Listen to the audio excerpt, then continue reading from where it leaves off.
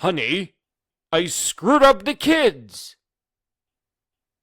You were handed a broken map and told it was the only road. So you handed it down, still torn, still landing nowhere worth arriving.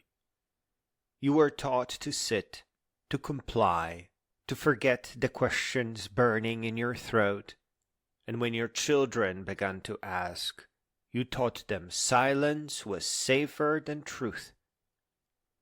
This is not your fault alone, but it became your fault the moment you stopped asking whether the inheritance was worth keeping. You traded their wonder for security, their fire for a pension, their why for because I said so, their becoming for mere surviving. You called it love, this slow flattening, this gentle suffocation wrapped in good intentions. You feared their hunger, because yours was never fed, and starving people do not trust abundance. But your fear is not their fate, unless you make it so. You gave them to the institution like offerings to a temple whose gods you never believed in but were too tired to question. 8 hours a day. They sat learning obedience dressed as knowledge, conformity dressed as achievement, silence dressed as respect. And when they came home empty, you blamed them for not trying, never asking what the system was designed to produce.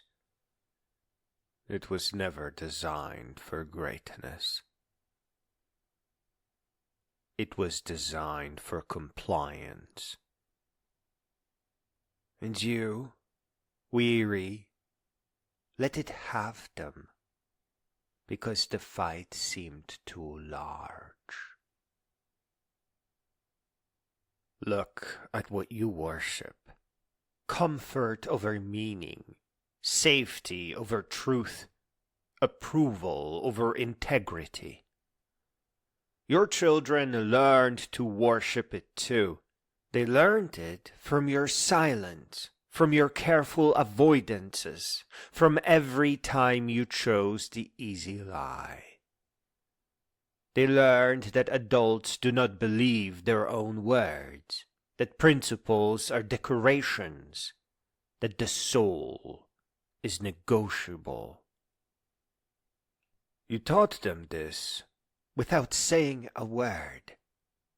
Children are scholars of what we actually do. The dreams you buried did not stay buried. They rose up in your children as the same longing you abandoned. And when you saw that light in them, that terrible, beautiful fire, you reached for water, calling it your wisdom, your protection. But it was fear. Fear that they might succeed where you surrendered. Fear that they might prove it was all possible all along. So you clipped wings and called it teaching them to walk. They needed Socrates. You gave them test prep. They needed to know why humans suffer and what makes life worth living. You gave them grades and rankings and the terror of falling behind. They needed to be seen, their particular genius honored, their specific struggles met. You gave them to a machine that cannot see anything but average. And when the machine returned them broken, You blamed the child for not fitting the mold. You knew the schools were failing. You knew the tests measured nothing that matters. You knew the homework was busy work. You knew the spirit was being crushed. You knew! And you said nothing. Because everyone else said nothing. And silence is so much easier than being the one who speaks. Your children needed a defender. They got a collaborator. You were their first teacher, their first window to the world, their first evidence of what humanity could be. And you outsourced it to screens that teach them they are not enough, to systems that teach them they are interchangeable and sometimes expendable, to cultures that teach them consumption is meaning. You had the sacred task of forming a soul, and you treated it like an inconvenience to be managed. Your child is meant to become a great being, not a copy of you. They needed you to fight, not for their comfort, but for their becoming. They needed you to question every authority that demanded their submission without earning their respect.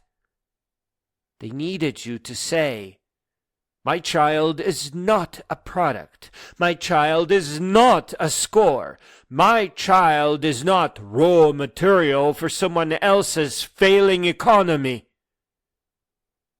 They needed you to be the adult you wished you had.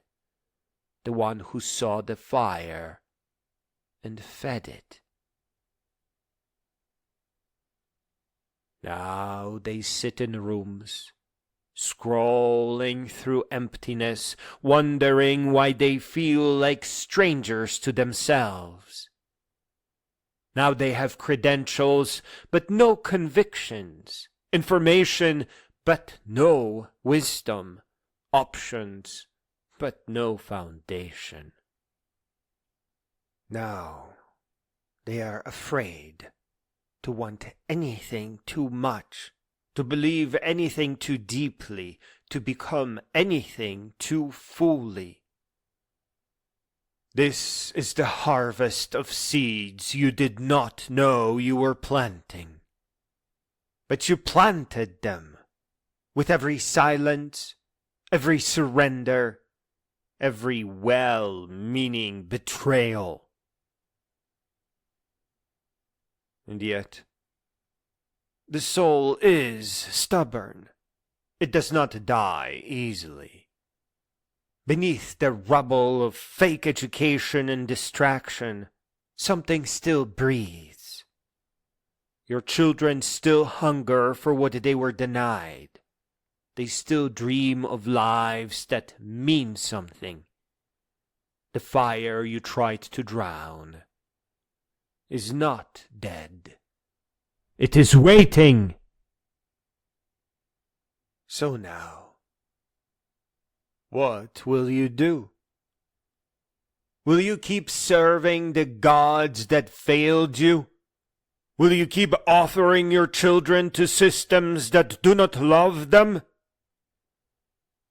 Or will you become, even now, even late, the parent you were meant to be?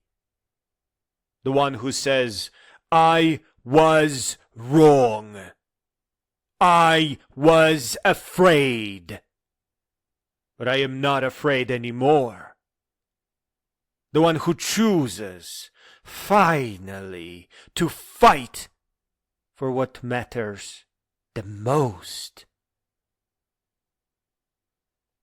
You cannot unbuild what has been built, But you can stop building on rotten foundations. You can stop lying about what you value. You can stop pretending the system serves your children when it serves only itself. You can begin today to tell them the truth. The world is broken, and I helped break it. But you can be part of healing it, and I will help you now, instead of standing in your way.